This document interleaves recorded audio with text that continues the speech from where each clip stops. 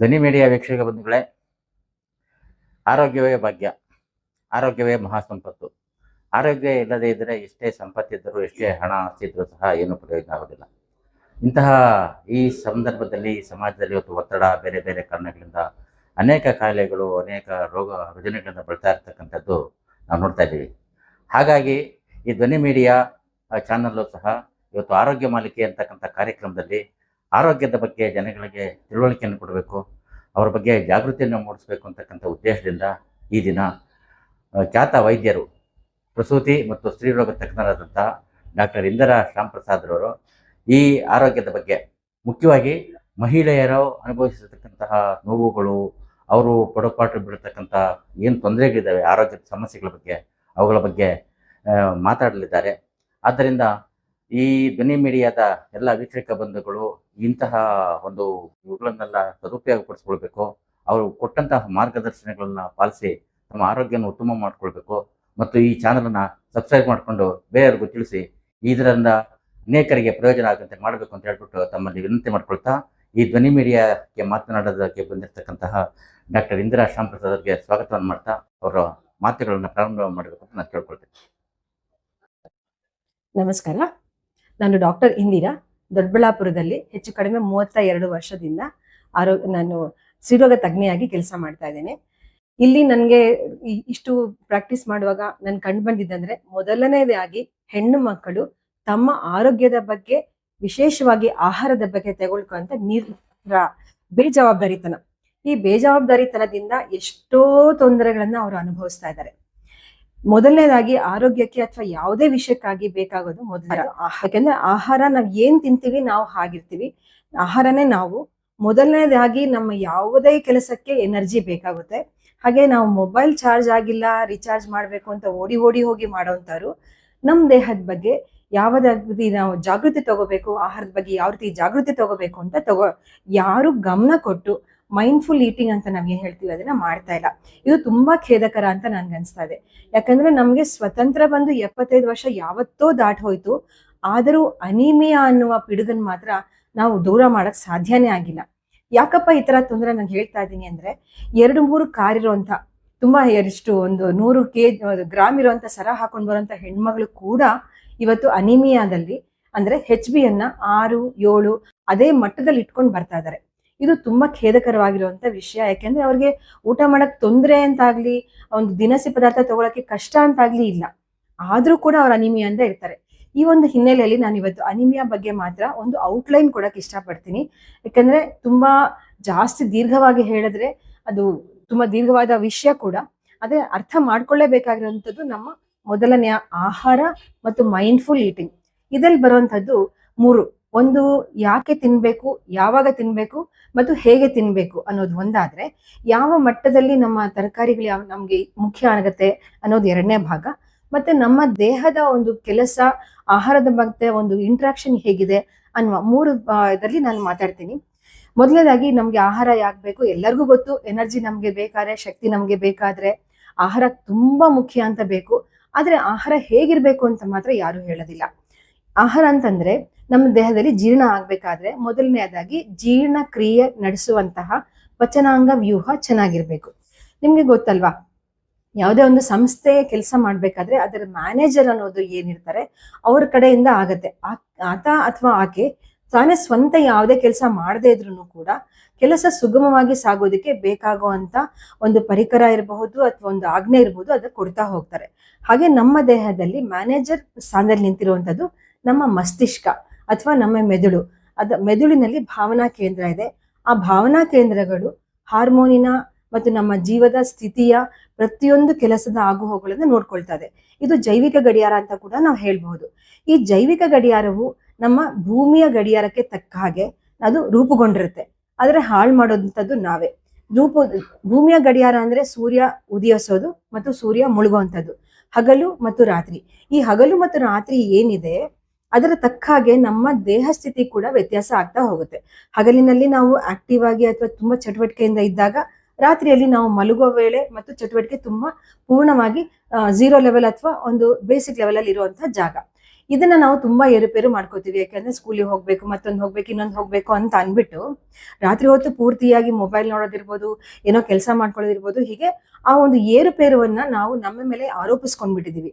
ಇದನ್ನ ತಡೆದು, ಇದನ್ನ ನಾವು ನಿಲ್ಲಿಸಿ, ನಮ್ಮ ಏರುಗತಿ ಏನಿದೆ, ನಮ್ಮ ಜೀವನಗತಿ ಜೀವನ ಕ್ರಮ ಏನಿದೆ, ಸೂರ್ಯನ ಸಮಾನವಾಗಿ ತಗೊಂಡಾಗ ನಮ್ಮ ಸೈಕಾಡ್ರಿನ್ ರಿದಮ್ ಅಥವಾ ಜೈವಿಕ ಗಡಿಯಾರ ಅತ್ಯುತ್ತಮ ಲೆವೆಲ್ ಅಲ್ಲಿ, ಅತ್ಯುತ್ತಮವಾದ ಸ್ಥಿತಿಯಲ್ಲಿ ಕಾರ್ಯನಿರ್ವಹಿಸುತ್ತೆ.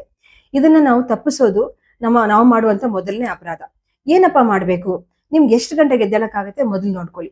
6 ಗಂಟೆಗ? Okay fine. 5 ಗಂಟೆಗ? ಸೂಪರ್. 4:15 ಇನ್ನೂ ಸೂಪರ್. ಅಕಸ್ಮಾತ್ 4:15 ಆಗಿಲ್ಲ ಅಂದ್ರೆ ಗಿಲ್ಟ್ ಇಟ್ಕೋಬೇಡಿ. ಅಟ್ಲೀಸ್ಟ್ ಸೂರ್ಯ ಉದಯಿಸುವ ಮುಂಚೆ ಎದ್ದು ಆಚೆ ಬನ್ನಿ, ಮನೆಯಿಂದ ಆಚೆ ಬನ್ನಿ. ನಿಮ್ಮ ದೇಹ ಪ್ರಕೃತಿಯ ಗಾಳಿಗೆ, ಬೆಳಕಿಗೆ ತೆರೆದುಕೊಳ್ಬೇಕು. ಅದು ತೆರೆದುಕೊಳ್ಳದೆ ಮನೇಲೆ ಕೂತ್ಕೋತೀನಿ, ನನ್ಗೆ ಇಷ್ಟೊಂದು ಕೆಲಸ ಇದೆ ಅನ್ನೋದು ನಿಜವಾಗ್ಲೂ ತಪ್ಪು. ಅಟ್ಲೀಸ್ಟ್ ಒಂದು 15 ನಿಮಿಷ ಕಾಲ ಆಚೆ ಬಂದು ದೀರ್ಘವಾದ ಉಸಿರಾಡಿ, ಸಾಧ್ಯ ಆದ್ರೆ ಒಂದಿಷ್ಟು ನಡೆದು, ಸಾಧ್ಯವಾದ್ರೆ ಓಕೆ ಇಷ್ಟೆಲ್ಲ ಚೆನ್ನಾಗಿದೆ, ಗಾಳಿ ಇದೆ, ಮೋಡಗಳಿದೆ, ಗಿಡಗಳಿದೆ, ನೆರಳಿದೆ, ಇದನ್ನ ನೋಡ್ಕೊಂಡು ಒಂದೇ ಎಲ್ಲ ಆನಂದವನ್ನ ಎದೆಗೆ ತುಂಬಿಕೊಂಡು ಒಳಗಡೆ ಬನ್ನಿ. ಎದ್ದ ತಕ್ಷಣ ನಮ್ಮ ದೇಹದಲ್ಲಿ, ಮನಸ್ಸಿನಲ್ಲಿ ಎಚ್ಚರವಾಗಿರುತ್ತೆ ಹೊರತಾಗಿ ತಕ್ಷಣ ನಮ್ಮ ಜೀರ್ಣಾಂಗ ಪಚನ ವ್ಯೂಹ ಕೆಲಸ ಮಾಡಕ್ ಸ್ಟಾರ್ಟ್ ಮಾಡಿರೋದಿಲ್ಲ. ಅದಕ್ಕೆ ಸಾಧಾರಣವಾಗಿ 1 ರಿಂದ 2.5 ಗಂಟೆ ಕಾಲ ಬೇಕಾಗುತ್ತೆ.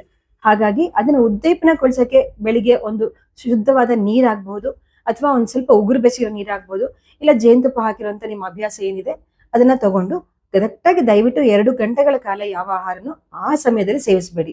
ಎದ್ದ ತಕ್ಷಣ ಬಿಸ್ಕೆಟ್ ತಿನ್ಬೇಕು, ಎದ್ದ ತಕ್ಷಣ ಕಾಫಿ ಕುಡಿಬೇಕು, ಎದ್ದ ತಕ್ಷಣ ಟೀ ಕುಡಿಬೇಕು ಅನ್ನುವುದು ಸ್ವಲ್ಪ ತಪ್ಪಾಗತ್ತೆ. ನಮ್ಮ ದೇಹಕ್ಕೆ ನಾವೇ ಮಾಡ್ಕೊಳ್ಳುವಂಥದ್ದು ಘೋರ ಅಪರಾಧ ಆಗತ್ತೆ.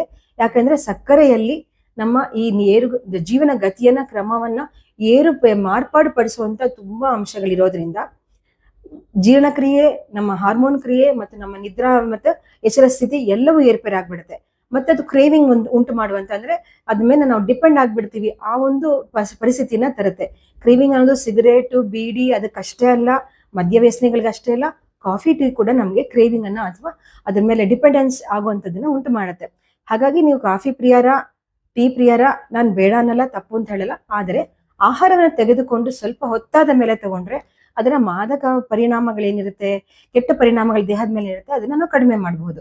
ಅಂದ್ರೆ ಬೆಳಿಗ್ಗೆ ಎದ್ದ ತಕ್ಷಣ ನೀರಿರುತ್ತೆ, 2 ಗಂಟೆಗಳ ನಂತರ ಯಾವುದೇ ಉಪಹಾರವನ್ನು ನೀವು ಸೇವಿಸಿ, ಆ ನಂತರ ಒಂದು ಅರ್ಧ ಮುಕ್ಕಾಲು ಗಂಟೆ ಸಮಯವನ್ನು ಕೊಟ್ಟು ನಿಧಾನವಾಗಿ ಒಳ್ಳೆಯ ಕಾಫಿ, ಒಳ್ಳೆಯ ಟೀನ ಸ್ವಲ್ಪ ಪ್ರಮಾಣದಲ್ಲಿ ಮಾಡಿಕೊಂಡು ಅದನ್ನ ಖುಷಿ ಪಟ್ಟು ಕುಡ್ಕೊಳ್ಳಿ. ಈಗ ನಾವು ಉಪಹಾರಕ್ಕೆ ಬರೋಣ. ಉಪಹಾರಕ್ಕೆ ಬಂದಾಗ ಯಾವ ರೀತಿ ಉಪಹಾರ ಇದ್ರೆ ಒಳ್ಳೆಯದು? ಇದು ಯಾಕೆಂದ್ರೆ ದಿನನಿತ್ಯ ನಾವು ಆರಂಭಿಸುವಂತ ಒಂದು ಆಹಾರ. ಈ ಆಹಾರದಲ್ಲಿ ಮುಖ್ಯವಾಗಿ 3 ಅಂಶಗಳನ್ನ ನಾವು ಗಮನಿಸಬೇಕು. ನಮಗೆ ಶಕ್ತಿ ಕೊಡುವಂತಹ ಸೀರಿಯಲ್ಸು, ನಮಗೆ ಇದು ಪ್ರೋಟೀನ್ ಅಂದ್ರೆ ಬಿಲ್ಡಿಂಗ್ ಬ್ಲಾಕ್ ಕೊಡುವಂತಹ ಪ್ರೋಟೀನ್ಗಳು, ಮತ್ತು ಅದನ್ನ ಹೊಂದಾಣಿಕೆ ಮಾಡಕ ಸಾಧ್ಯ ಇರುವಂತಹ ವಿಟಮಿನ್ಸ್ಗಳು. ಈ 3 ಅಂಶಗಳು ನಮ್ಮ ತಟ್ಟೆಯಲ್ಲಿ ಇದೆಯಾ? ಚಿತ್ರಾನ್ನ ದೊಡ್ಡಬಳ್ಳಾಪುರದ ತುಂಬಾ ಪ್ರೀತಿಯ ಆಹಾರ. ತಟ್ಟೆ ತುಂಬಾ ಚಿತ್ರಾನ್ನ ಹಾಕೋ, ಸ್ವಲ್ಪ ಚಟ್ನಿ ಹಾಕೋ, ತಿನ್ಬಿಟ್ಟು ಕೆಲ್ಸಕ್ಕೆ ಓಡು. ಇದು ತುಂಬಾ ತಪ್ಪಾದಂತಹ ಅಭಿಪ್ರಾಯ ಮತ್ತು ತಪ್ಪಾದಂತಹ ಪದ್ಧತಿ.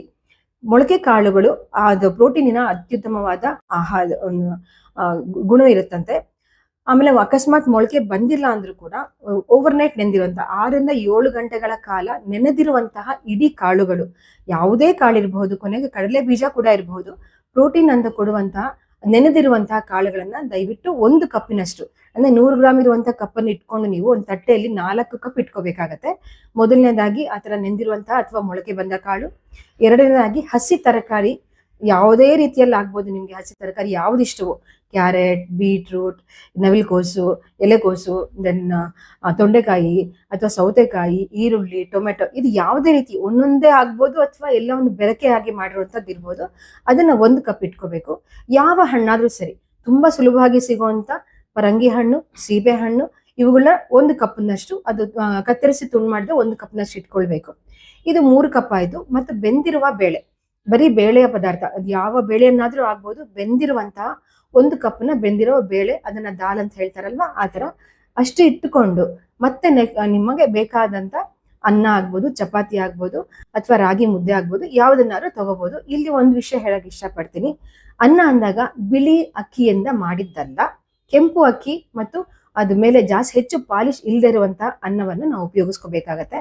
ಮತ್ತು ಚಪಾತಿ ಅಂತ ಅನ್ನುವಾಗ ಎಲ್ಲರೂ ಆಶೀರ್ವಾದ, ಹಾಗೆ ಪತಂಜಲಿ, ಮತ್ತೊಂದು ಅಂತ ರೆಡಿಮೇಡ್ ಆಗಿರುವಂತ ಹಿಟ್ಟನ್ನು ತರ್ತಾ ಇದ್ದಾರೆ.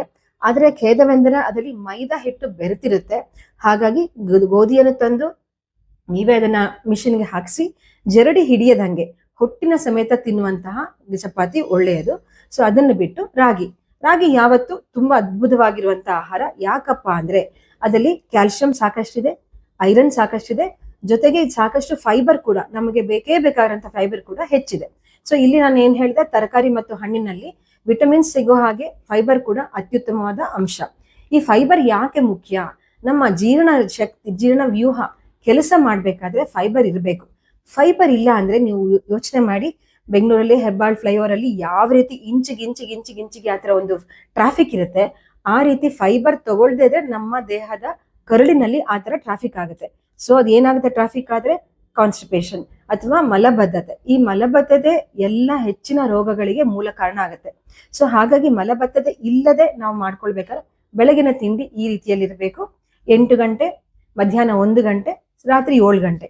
ಇದು ನಮಗೆ ಸೂರ್ಯನ ಅತಿ ಕ್ರಮಣದ ಏರುಗತಿಯನ್ನ ನಾವು ನೋಡ್ಕೊಂಡು ಇರುವಂತಹ ನಮ್ಮ ಆಹಾರಕ್ಕೆ ಬೇಕಾಗಿರುವಂತಹ ಸಮಯ. ಅಲ್ಲದೆ ನಮ್ಮ ದೇಹದಲ್ಲಿ ಜೀರ್ಣ ವ್ಯವಸ್ಥೆ ಅತ್ಯುತ್ತಮವಾಗಿ ಕೆಲಸ ಮಾಡುವಂತಹ ಸಮಯ. ಇದು ತಾಳೆಯಾದಾಗ ನಮ್ಗೆ ಅಜೀರ್ಣ ಬರಲ್ಲ, ಅಸಿಡಿಟಿ ಅಂತ ಅನ್ಕೊಳ್ತೀವಿ ಅದು ಬರಲ್ಲ, ಸುಸ್ತಿರೋದಿಲ್ಲ. ನಮ್ಮ ದೇಹಕ್ಕೆ ಎಷ್ಟು ಬೇಕೋ ಅಷ್ಟು ಪ್ರಮಾಣದಲ್ಲಿ ಆಹಾರ ಜೀರ್ಣವಾಗುವುದುಂಟು, ಆಹಾರ ಅದರ ಶಕ್ತಿ ಕೊಡೋದುಂಟು. ಯಾವ ಕ್ಷಣದಲ್ಲಿಯೂ ನಾವು ಉತ್ಸಾಹದಲ್ಲಿ ಕೆಲಸ ಮಾಡೋದಕ್ಕೆ ಈ ಒಂದು ಸಮಯ ನಮ್ಗೆ ತುಂಬಾ ಅನುಕೂಲ ಮಾಡುತ್ತೆ. ಅಲ್ಲದೆ ನಿದ್ದೆ ಮಾಡ್ಬೇಕಾದಾಗ ಅಂದ್ರೆ ರಾತ್ರಿ ಹೊತ್ತಲ್ಲಿ ನಮಗೆ ಕೆಲವೊಂದು ನಿದ್ರಾ ಹಾರ್ಮೋನ್ಗಳು ಮತ್ತೆ ಎಚ್ಚರದ ಹಾರ್ಮೋನ್ಗಳು ಬೇರೆ ಬೇರೆ. ಎಚ್ಚರವಾಗಿರುವಾಗ ಎಚ್ಚರದ ಹಾರ್ಮೋನ್ ಇರುತ್ತೆ. ಅದೇ ರೀತಿ ನಾವು 7 ಗಂಟೆಗೆ ಆಹಾರ ಮುಗಿಸಿದಾಗ 9 ರಿಂದ 10 ಗಂಟೆಗೆ ನಮಗೆ ನಿದ್ರೆ ಕಾಲದಲ್ಲಿ ಇರುವಂತಹ ಹಾರ್ಮೋನ್ಗಳು ಉತ್ಪಾದನೆ ಆಗುತ್ತೆ. ಈ ಹಾರ್ಮೋನುಗಳನ್ನ ನಾವು 8 ರಿಂದ 10 ಗಂಟೆ, 11 ಗಂಟೆ, 12 ಗಂಟೆ ರಾತ್ರಿ ತಿನ್ನುವುದಾಗ ರಾತ್ರಿ ನಿದ್ರಾ ಹಾರ್ಮೋನ್ ನಾವೇ ನಷ್ಟ ಮಾಡ್ತೀವಿ. ಹಾಗಾಗಿ ನಿದ್ರೆ ಸರಿ ಇಲ್ಲ, ಇವತ್ತು ನಿದ್ರೆ ಸರಿ ಇಲ್ಲ, ನಾಳೆ ನಮ್ಗೆ ಶಕ್ತಿ ಇಲ್ಲ. ಇದೇ ತರ ಒಂದು ವಾರ ಅಥವಾ ಒಂದು ತಿಂಗಳಾದಾಗ ನಮ್ಮ ಆರೋಗ್ಯಕ್ಕೆ ಏರುಪೇರು ಖಂಡಿತ. ಇದರಲ್ಲಿ ಮುಖ್ಯವಾದದಂದ್ರೆ ಹೃದಯಾಘಾತ, ಹೃದಯ ಸಂಬಂಧಿ ತೊಂದರೆಗಳು, ಮತ್ತೆ ಡಯಾಬಿಟಿಸ್ ಅಂತ ಹೇಳ್ತೀವಿ, ಮಧುಮೇಹ ಹೇಳ್ತೀವಿ, ಏರು ರಕ್ತದೊತ್ತಡ ಹಾಗೂ ಥೈರಾಯ್ಡ್. ಈ ಎಲ್ಲವೂ ನಮ್ಮ ಸಮಯದ ಏರುಪೇರಿಂದ ಬರುವಂತಹದ್ದು ಕಾಯಿಲೆಗಳಾಗತ್ತೆ. ಹೆಣ್ಮಕ್ಳಲ್ಲಿ PCOD ಅಂತ ಹೇಳ್ತೀವಿ. ಇದು ಮುಖ್ಯವಾಗಿ ನಮ್ಮ ಆಹಾರದ ಪದ್ಧತಿ, ಆಹಾರದ ವಿಧಾನ ಮತ್ತು ಆಹಾರದಲ್ಲಿ ಒಳಗೊಂಡಿರುವಂತ ಅಂಶಗಳನ್ನ ಅದು ಖಂಡಿತವಾಗಿ ಡಿಪೆಂಡ್ ಆಗುತ್ತೆ. ಸೊ ಇದನ್ನ ನಾವು ಅವಾಯ್ಡ್ ಮಾಡ್ಕೊಂಡ್ರೆ, ನೀವು ಈಗ 4 ರೋಗಗಳನ್ನ ನಾವು ನಿರ್ಧರಿಸ್ಬಿಡ್ಬೋದು. PCOD ಬರಲ್ಲ, ಥೈರಾಯ್ಡ್ ಬರಲ್ಲ, ಶುಗರ್ ಬರಲ್ಲ, ಹೃದಯ ಚೆನ್ನಾಗಿರುತ್ತೆ ಮತ್ತು ಆರ್ಥರೈಟಿಸ್ ಕೂಡ ತುಂಬಾ ದೂರದಲ್ಲಿರುತ್ತೆ. ಇಷ್ಟು ರೋಗಗಳನ್ನ ನಮ್ಮ ಕೇವಲ ಆಹಾರದ ವಿಧಾನ, ಸಮಯ ಮತ್ತು ನಾವು ಅದನ್ನ ಪಾಲಿಸ್ತಾ ಇರುವಂತದ್ದು ಜೀರ್ಣವಾಗುವಷ್ಟು ಆಕ್ಟಿವಿಟಿ, ಚಟುವಟಿಕೆ ಇಷ್ಟಿದ್ದಾಗ ನಮ್ಮ ಆರೋಗ್ಯ ಏರುಪೇರು ಆಗೋದಕ್ಕೆ ನಾವೇ ಅವಕಾಶ ಕೊಡೋದಿಲ್ಲ. ಸೊ ಆಹಾರ ಬಲ್ಲವನಿಗೆ ರೋಗ ಬರುವುದಿಲ್ಲ ಅನ್ನುವ ನಾನುಡಿಯಂತೆ ಆಹಾರದ ಸಮಯ ಮತ್ತು ಆಹಾರದ ಕ್ವಾಲಿಟಿಯನ್ನು ಕೂಡ ನಾವು ತಿಳ್ಕೊಂಡಾಗ ತುಂಬಾ ರೋಗಗಳನ್ನ ನಾವು ದೂರ ಇಡಬಹುದು. ಸಮಾಜಕ್ಕೆ ನಾವು ಅತ್ಯುತ್ತಮ ವ್ಯಕ್ತಿಯಾಗಿ ನಾವು ಹೊರಹೊಮ್ಮಬಹುದು. ಮತ್ತೆ ನಮ್ಮ ಸೇವೆಗೆ, ನಮ್ಮ ಖುಷಿಗೆ, ನಮ್ಮ ಕೆಲಸಗಳಿಗೆ ನಮ್ಮ ಆರೋಗ್ಯವನ್ನು ತುಂಬಾ ಇಟ್ಕೊಂಡಿರೋದ್ರಿಂದ ಹೆಚ್ಚು ಸುಗಮವಾಗಿ ನಾವು ಕೆಲಸ ಮಾಡಕ್ ಸಾಧ್ಯ ಆಗುತ್ತೆ ಅಂತ ಹೇಳಕ್ ಇಷ್ಟಪಡ್ತೀನಿ. ಇನ್ನು ಮುಂದೆ ತುಂಬಾ ಕೆಲಸಗಳು ತುಂಬಾ ವಿವರಗಳಾಗಿ ತಿಳ್ಕೊಳ್ಬೇಕಾದ್ರೆ ಈ ಧ್ವನಿ ಚಾನೆಲ್ ಅನ್ನ ನೀವು ಸಂಪರ್ಕಿಸಿ. ನಿಮ್ಮ ಎಲ್ಲ ಪ್ರಶ್ನೆಗಳಿಗೂ, ಆರೋಗ್ಯ ಸಂಬಂಧಿತ ಎಲ್ಲ ಪ್ರಶ್ನೆಗಳಿಗೂ ಉತ್ತರಿಸಕ್ಕೆ ನಾವು ಸಿದ್ಧವಾಗಿದ್ದೀವಿ.